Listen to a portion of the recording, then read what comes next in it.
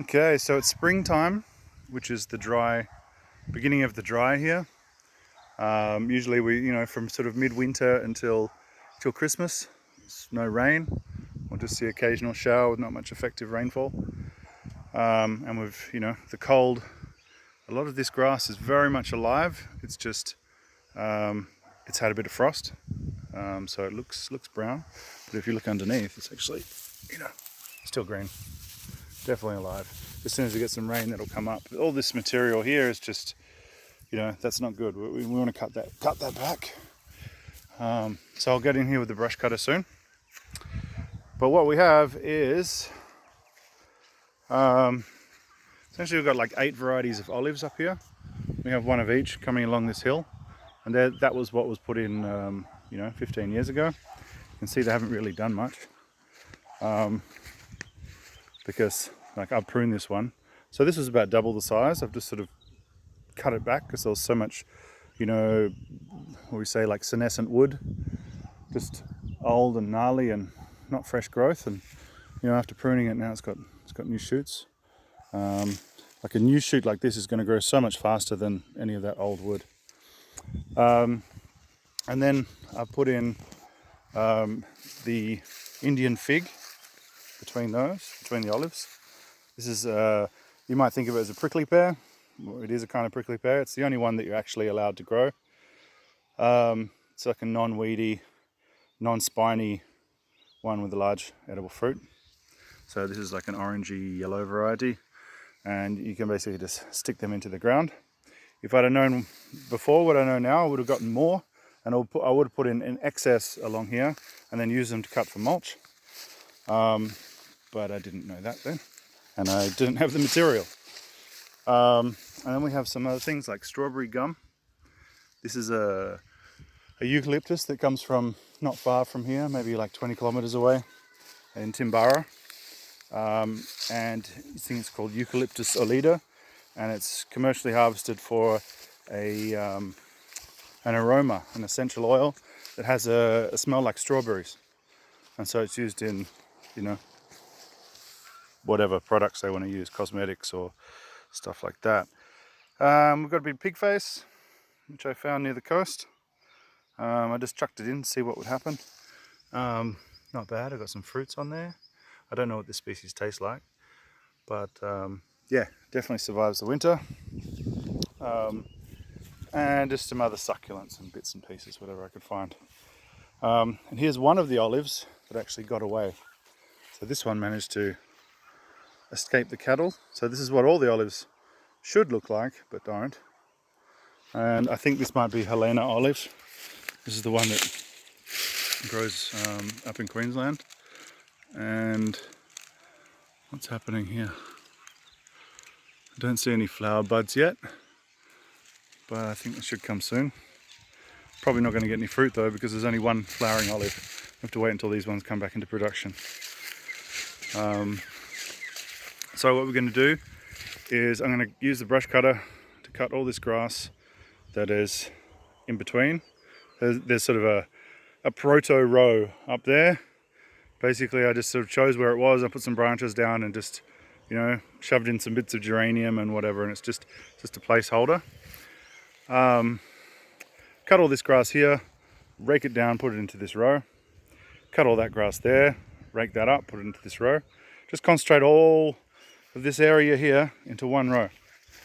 And then we'll try and improve the area between the rows. Like, we'll try and improve the condition. I want to get some chicken manure and put it onto this ground here and this ground here to make the grass grow more. And I also want to seed in some millet, some forage sorghum, whatever else I can find. Because this grass is just really low quality. It doesn't produce much biomass at all. Happy for everything I get, but it's not enough. So I think this space could produce more. If this soil had more compost, organic matter, it's basically the limiting factor here is nitrogen. And then the limiting factor that is holding back nitrogen and water.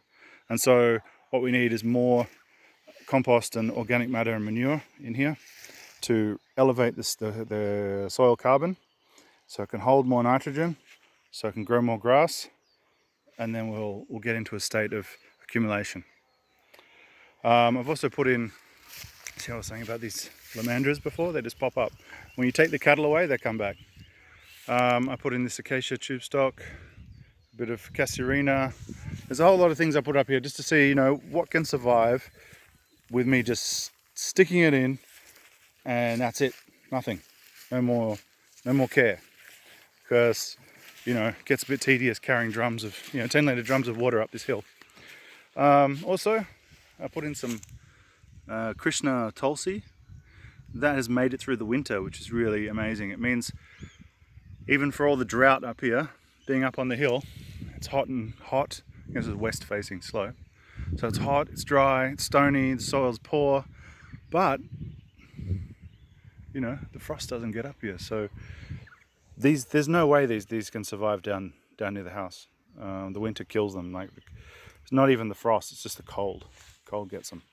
If I can get these to grow through the winter, you know, the hardest bit with this Tulsi is just getting it established. You know, once you have it, you don't want it to just die after 6 months. You want it to live for years, you know, at least 2 years, so you can get a good harvest out of it. And then we have yam daisy.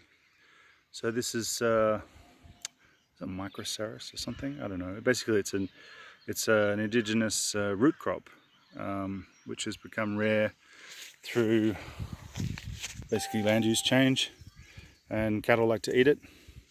So it has a daisy flower. I just put this up here to see how they'll survive. They're holding on.